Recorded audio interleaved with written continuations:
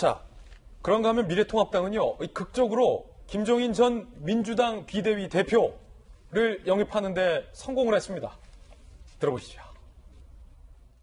당에 이럴 때 오셔서 큰 역할을 해주실 것을 부탁드립니다. 심판하면 받으시는 게 심판을 하고 이길 수 있다고 생각합니다. 그렇게 다른 장면을 또 해주시면 그러게. 선거를 어떻게 치러야 할 것인가 하는 것은 그동안 나름대로 생각한 것도 있고 하기 때문에 하여튼 가급적 제가 최대한의 노력을 명기로 하면은 소기의 성과도 발전할 수 있지 않을까. 이렇게 한 잔 더 드시죠. 그래.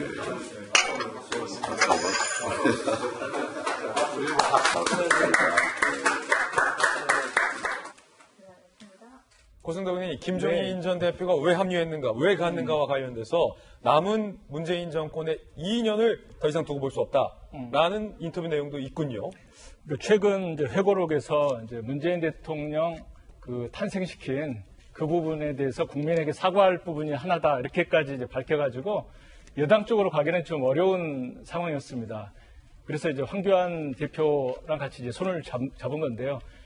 미래통합당 쪽에서 보게 되면은 큰 원군이라고 할 수 있죠. 예. 제가 전에 말씀드렸지만 안철수 대표가 왔더라면은 김종인 대표까지 불러드릴 필요는 없을 수도 있었는데 일단 김종인 대표가 왔으니 중도 표심도 조금 기대를 한다고 생각할 거고 그다음에 황교안 대표는 종로 선거에 사실 주력해야지 지금 굉장히 판세 그걸 좀 이렇게 돌리는 그런 부분이 있는데 선거에 집중하기 위한 여력이 생긴다. 그다음에 김종인 대표 경우에는 이해찬 대표랑 좀 차이점이 말 실수를 별로 안 하시는 분이에요. 예. 말은 굉장히 강하지만 그동안 말 때문에 선거가 망쳤다는 게 없고 오히려 그 강한 말 때문에 어떻게 보면은 좀 임팩트가 좀 많이 있었다고 보거든요. 그렇기 때문에 좋다고 보는 건데요. 다만 갸우뚱해지는 부분이 김종인 대표가 과거에 비례만 사선하신 좀 특수한 분이시잖아요. 항상 어디를 갔을 때는 선거 판세를 돌려놓으면서 그분 입장에서는 비례와 한석을 꼭 그렇게 챙기는 그런 부분이었는데 이번에는 미래 한국당이 이렇게 쪼개져 있기 때문에 어차피 비례 받을 수는 법적으로 없는 상황이고 좀 늦게 합류한 이분이 과연 개인적으로는 명분과 실리 중에서 실리 쪽은 어떤 걸 생각하셨을까 하는 것은 좀 갸우뚱해집니다. 예. 저 김종인 전 대표 관련해서는 지난번에 공천의 문제를 제기했잖아요. 그래서 물리 건너갔다 생각했는데 이 정치라는 게 생물과 같다는 얘기가 참 맞는 것 같아요. 그래서 저 카드를 다시 쓰게 됐구나 그런 생각을 하는데 제가 볼 때는 아마 미래통합당에 좀 저는 도움이 될 거라고 봅니다. 일단 중도 표심을 잡는 데 있어서 도움이 될 가능성이 크고 또 한 가지 중요한 것은 지금 코로나랄지 그런 것들 이슈를 다 빨아들이고 있고 그다음에 실질적으로 후보자들이 유권자를 접촉하기 어려워요. 그러면 결과적으로 이제 공중전이 굉장히 중요하단 말이에요. 공중전, 지상전이 아니라 그렇죠. 공중전. 그러면 위에서 선대위원장이 그런 사람들 어떻게 말을 하느냐. 그런 게 굉장히 중요하고. 메시지. 그렇죠. 김종인 전 대표가 이제 선대위원장이 되겠죠.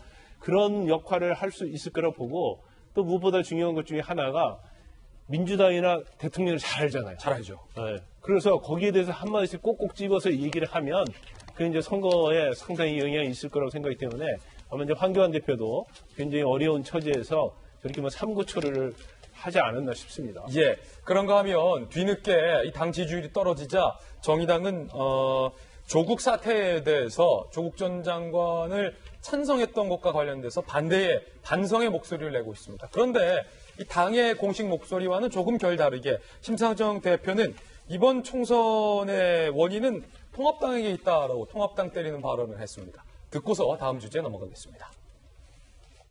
이번 총선을 난장판으로 만든 장본인은 미래통합당입니다. 위헌적인 위성 정당을 창당해서 선거법 개혁을 무력화한 이유는 분명합니다. 이 기득권을 영분히 지켜내고자 선거를 난장판으로 만들며 저항하고 있는 것입니다. 미래통합당이 왜 반드시 퇴출되어야 할 수구 세력인지 분명히 보여주고 있습니다. 심상정 대표가 광주에서 했던 발언이었습니다.